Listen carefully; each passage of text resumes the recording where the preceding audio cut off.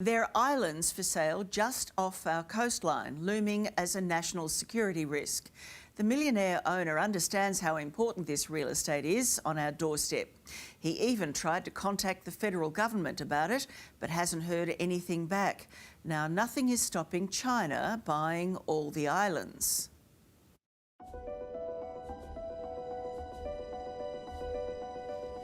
It is heaven, it is, but it's a heaven under threat. A Papua New Guinea paradise or danger on our doorstep.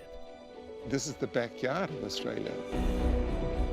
These privately owned islands are going under the hammer. They're vacant and they're freehold. And anyone can buy them. Would you be prepared to sell these islands to the Chinese? Yes, I have to sell the islands. If a military-minded China moves in, Perfect for any type of aircraft, fighter jets even. it'll get plenty of bang for its buck. They can be more coercive and intimidatory as a result.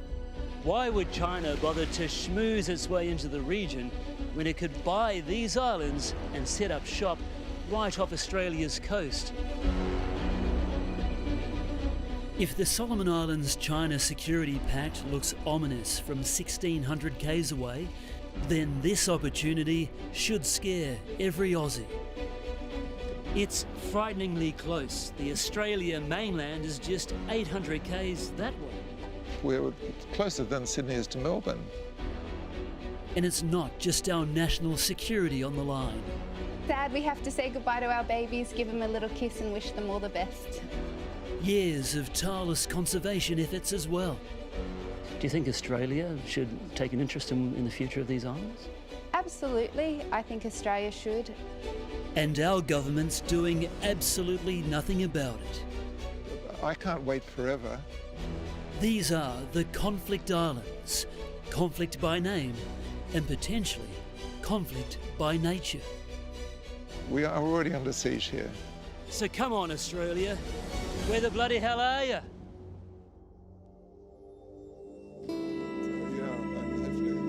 Because it can be tricky on the landing. At 74, Australian businessman Ian Gowrie Smith is still keen for adventure.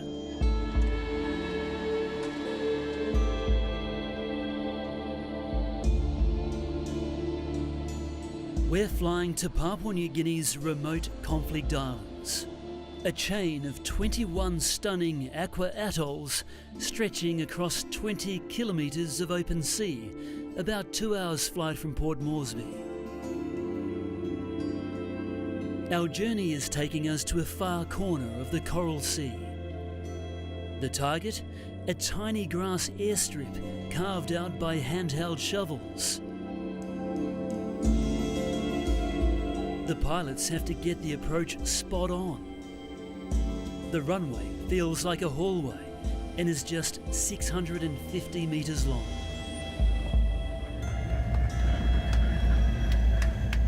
I'm absolutely amazed that they get this thing down on the ground. Yeah. Anyway, we're here, safe and sound. Yeah. All right. Show us around, yeah?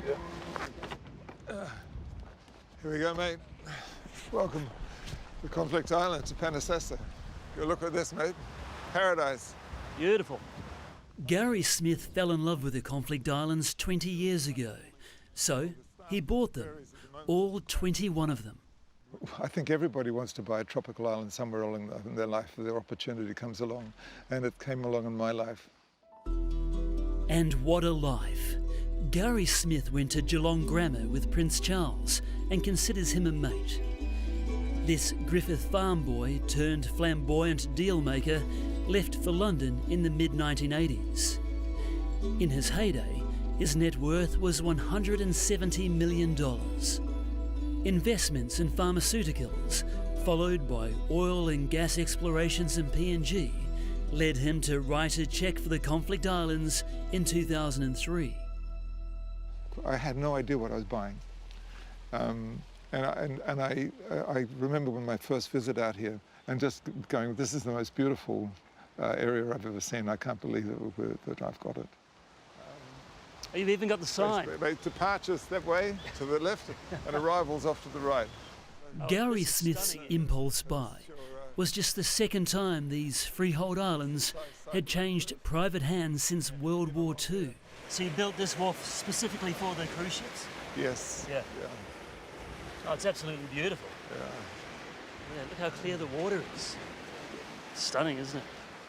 Just a few people live here. They work for Gary Smith and cater for small numbers of tourists. That's the accommodation there. That's the accommodation there, tucked away in the palm trees. But hardly anyone has visited in the past 2.5 years due to the pandemic. Who's this in here? This is the little girl. And what a place to walk the dogs. Unblemished sands across 21 of his very own islands. The untouched reefs are home to some of the world's most spectacular marine life. It's a different world out here, isn't it? It is a beautiful world. This is my definition of heaven, is 20 metres down here. But it's a heaven under threat.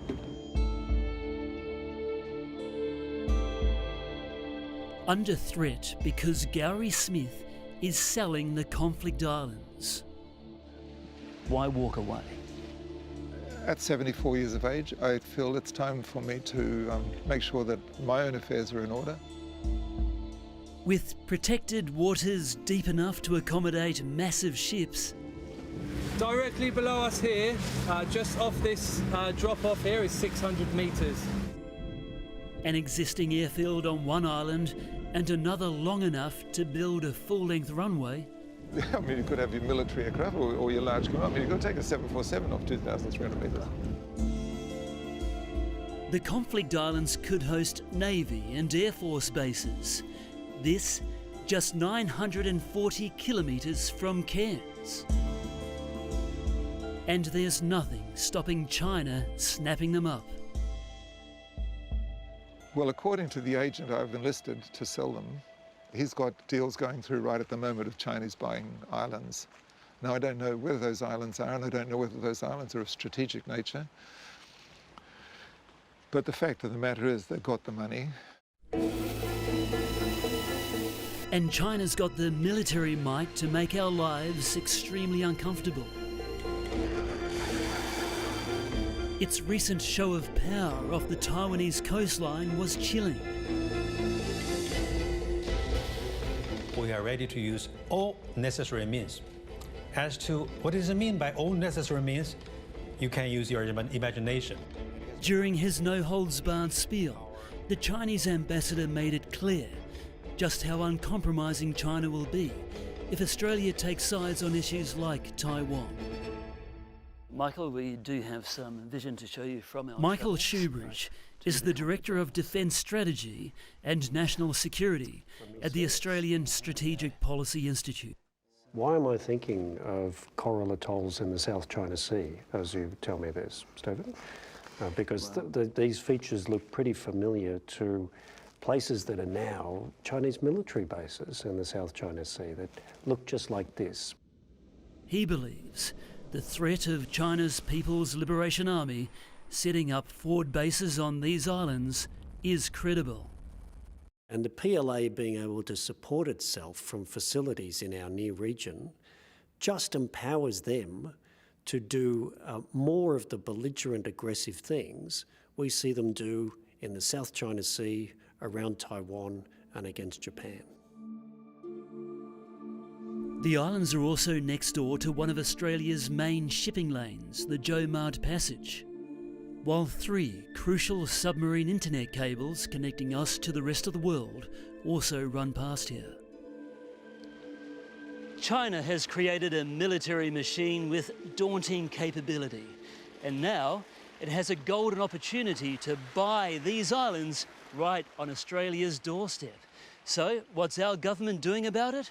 It appears absolutely nothing. So I thought, well, I'll give one opportunity to the Australian government to see whether they think strategically it matters, to see whether they think also maybe it's an opportunity for the Australian government to demonstrate that it's going to really do something in regard to the South Pacific. Not just talk about helping the South Pacific, but actually engage. This is the email Ian Gary Smith sent Penny Wong way back in June. It clearly spells out the potential dangers if the islands are purchased by Chinese interests. And it also suggests a couple of ideas on how they might remain in Australian hands. Yet, more than 2 months on, neither Minister Wong or any one of her staff has replied to Gary Smith. I haven't heard dicky boo from them, nothing. Penny Wong crucified the Morrison government over the China-Solomon Islands Security Pact that would allow it to have a military presence there. This is the worst foreign policy blunder that we've seen in the Pacific since World War II. And PNG hasn't ruled out cutting similar deals with China in the future. But the conflict islands is a different kettle of fish. Freehold and free from a lot of red tape. What's attractive particularly to the Chinese is they're after places to project power from in our near region. This island group is one of those places.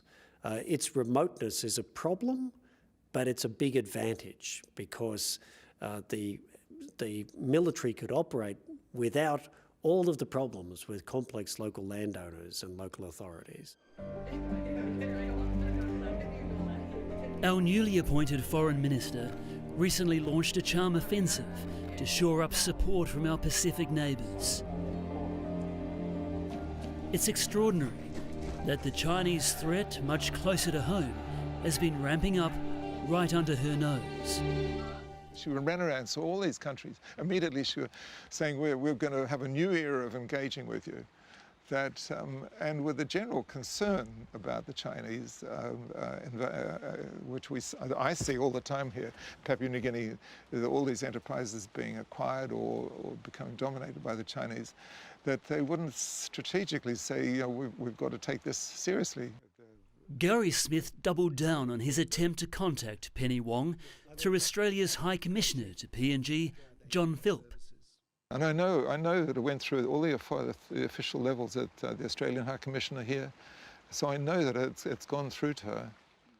Penny Wong recently spoke about listening and talking to people in the region and maximising Australia's influence and engagement. So you can understand why Ian Gary Smith is baffled as to why he hasn't heard back from her. And when a current affair approached Minister Wong for an on-camera interview about the issue, she declined the opportunity. Just last year, the government headed off China's influence when Telstra bought Digicel, the South Pacific's largest telco. Australian Strategic Policy Institute Director Michael Shoebridge says, now is the time for the government to act. Waiting till after a sale has happened and being disturbed by the possibilities the sale might create is the wrong time to get interested. Coming up, head up now. Ready? It's not just our national security that might be under threat. Endangered turtles make the arduous journey here from the Great Barrier Reef to lay their eggs. And while Gary Smith might have a nose for a good business deal, he didn't foresee the epiphany awaiting him because of the turtles. I do call myself the accidental conservationist because I didn't intend to find myself so intensely involved in conservation. So we've got the gardens here, lots of our veggies, of course all the traditional things, bananas, and oh, by the way, and here is the nursery and the hatchery for our turtles. Gary Smith's saving hundreds of baby turtles through his Australian registered charity, CC, the Conflict Islands Conservation Initiative. Right. Hi guys.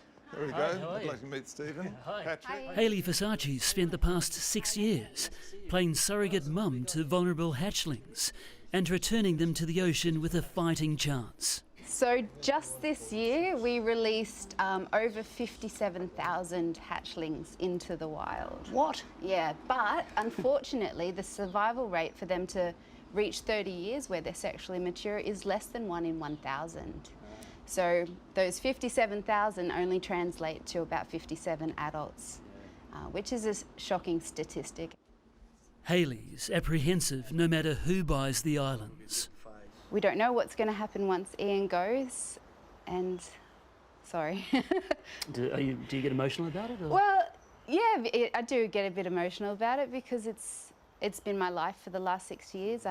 I feel like I've been able to make positive changes here, and with that unknown sort of status, there is a fear, will they be conservation minded? After all, when we find the eggs, this is the protector we use to protect the nest.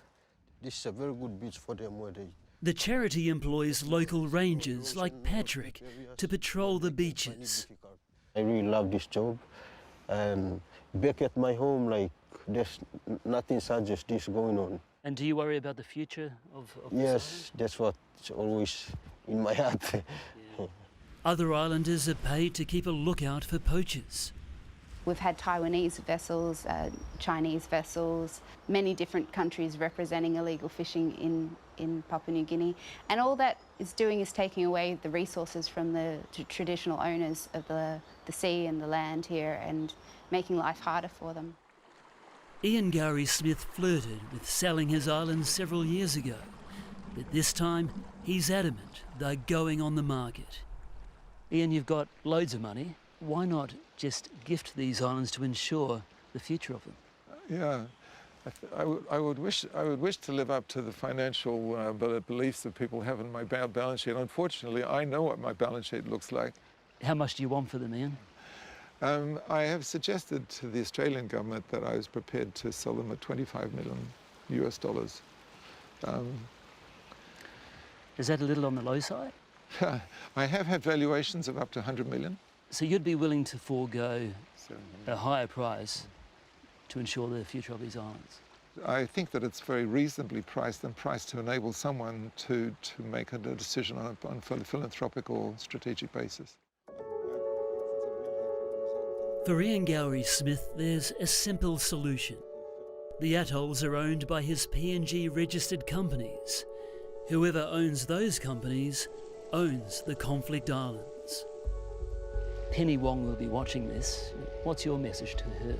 She has my telephone number and she has my email, let's see what we can do for the interests of Australia and for the interests of the conservation of the islands, because I'd love to see the next 50 years or 100 years to have these islands being protected. Today we finally heard back from the Foreign Minister's office. It seems they've now found Ian's email, and they say any sale would be a private transaction under PNG law, which sounds to us like they don't even think it's worth a discussion with him.